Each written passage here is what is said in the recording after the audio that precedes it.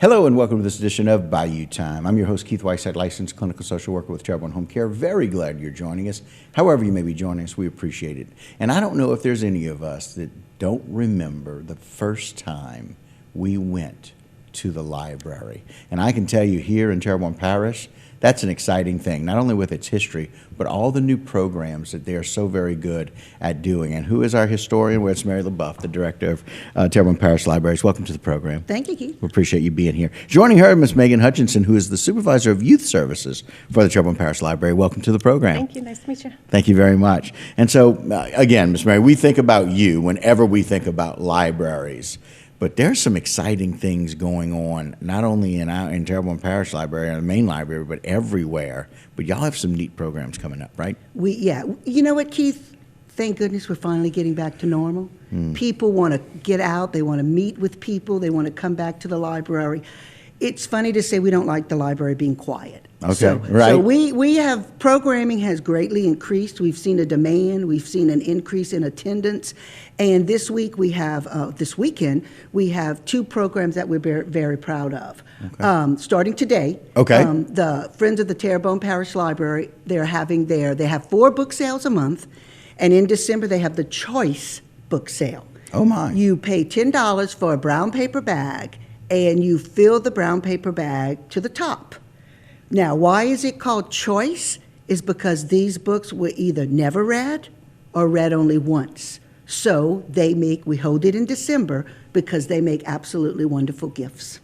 And you get the choice of those. You get the choice. And it starts today, but it goes through the weekend, open during library hours. Okay. And they're constantly restocking. Right. So I don't want people to say, well, well, why go on Saturday or whatever. Thursday, May 15th. Thursday, December 15th. December 15th through Sunday, what is that, the 18th? 18th, yeah. And Sunday's only 2 to 6. 2 to 6. Now, so I will be honest with you, probably on Sunday, slim pickings. Slim pickings. Slim pickings to books that have either never been read or only read once. Exactly. To those. And they had, I walked through it last night. Okay. And they have these top authors. He's very awesome. Popular, that either just didn't get checked out. Right. Well, no, most of these are donations. These are what people gave. We go through it first. Right. If we have multiple copies, we put it in the book sale. Very good. Yeah. Now, Megan, we got some interesting things for the kids, right? Let's talk about those that are coming up. All right. So we have our New Year's Eve party. It's hard to say that fast, yes, right? It is. New Year's Eve party. New Year's Eve party. Okay. That's going to be on December 29th. It's going to start at 11 with the balloon drop at 12. So we're going to celebrate noon with the ball drop, and we'll have crafts and games and dancing and music and just a whole bunch of fun. That's exciting. Yes. What a nice idea. It's a way to celebrate kids and have them kind of understand and appreciate kind of the history of what New Year's Eve is like, but it's New Year's Eve, doing it at 12 noon. People can show up at 11, lots of crafts and fun things. I got to meet in the craft room the other day. That's the best. So I was excited just to be in the craft room. Yeah. So that was really cool to be able to see. So that's neat. And so that's on the 29th at 11 o'clock, and it will be the New Year's Eve drop. Yes. It's worth it if you have toddlers to preschoolers to first, second, third grade. Anyone. It's fun. It's really, this is probably our 8th or 9th year. Yeah. It's cool. Fun. It is really fun. Well, I like it. I'm going to have some people in from out of town that day, and so we're going to bring them by. Okay. Yeah, for that. Very cool. And we have one other thing going on, right? Well, actually, we have the Polar Express movie showing too. That we're going to have hot chocolate and cookies and popcorn. That's going to be December 22nd as well. December 22nd. We know the kids are home for right. Christmas, and sometimes moms, caregivers, babysitters are looking for stuff to do. So we try to do a little bit of more programming during Christmas, during that holiday season or whatever. So December 22nd, what time will we watching? Our branch is going to be doing it at 1 o'clock on the December 22nd. 1 o'clock in the afternoon. Again, that's a great opportunity, a great time for families to kind of consider, hey, one can stay with the child over at Polar Express, the other one maybe go get some last minute shopping in. Correct. And get those kinds of things done. And so that's on December the 22nd. Yes. Right. And so very exciting. And so, Megan, tell us a little bit about how exciting it is to work with the kids and kind of develop these programs for them. It's been amazing. I kind of been waiting for to get a real job, because this is not a real job to me. It's been so much fun. And just to see the kids from when they were little, then to see them grow up. And now I know Miss Gretchen's seen parents come that she used to do story time with. So it's just been a real fun experience. Wow. That's really neat to be able to see. And it's one of those things where I don't know that people realize the impact of what's happening for these kids and what they can experience.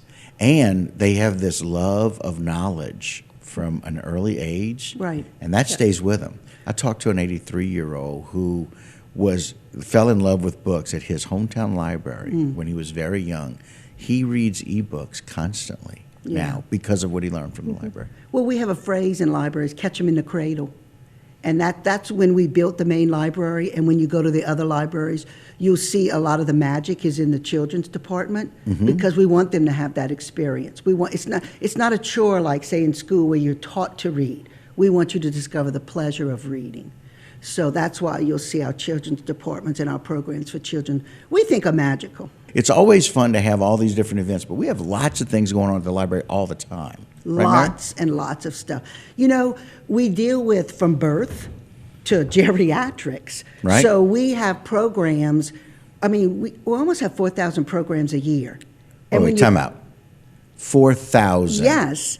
programs a year. Main library alone has 5 or 6 story times. Yes, 5 days a week we We- have story we time. have- Story time 5 days a week. Yeah, we have 7. And y'all have some people that come 5 days a week, right? Oh, yes. Oh. We have our regulars, yes. That's We don't know the fantastic. adults' names, but we know the The kids' kids' names. That's exactly right. But Keith, every branch, whether it's a Dual-Large or Gibson or Montague, they're required to have programs. But I shouldn't use the word require because everybody, excited well, to have yeah, that's what I was programs, going to right? say. People like whether they're sewing, whether they're painting, whether they bring in a speaker in to talk about something. There's something going on almost every hour in our library system. Well, and for us, for people like NASW and some of our support groups, I mean, we have to have the library. We rely so heavily on the library systems for education. Right. And so we use it for the educational opportunities for all of our social workers, for all of our people dealing with dementia, for our cancer patients, all of those things. And so that's just really, really cool. Right. Y'all do craft shows as well. Right. We have a creative lab at the main That's right, library. right. Okay, we're getting ready in 2023, we hope to have some type of creative lab at one of the other branches. Right. People can come in and sew, quilt.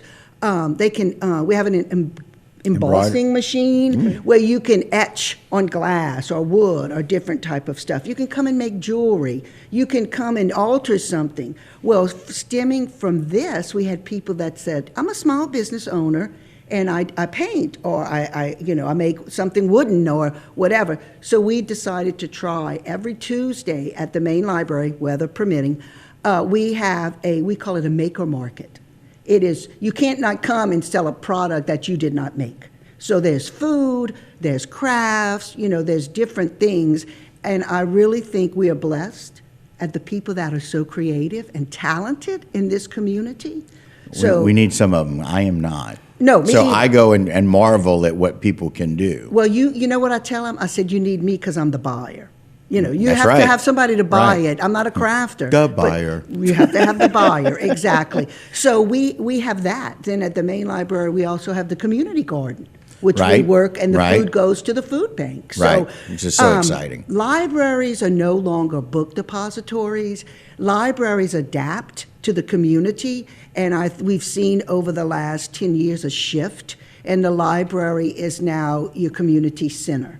So public libraries anyway. Right. We have the ebooks, we have the physical books, but I think COVID really did prove it. Us having to stay sheltered, people are just ready to get out and meet. And I think we realize you can't constantly have your head down in a phone.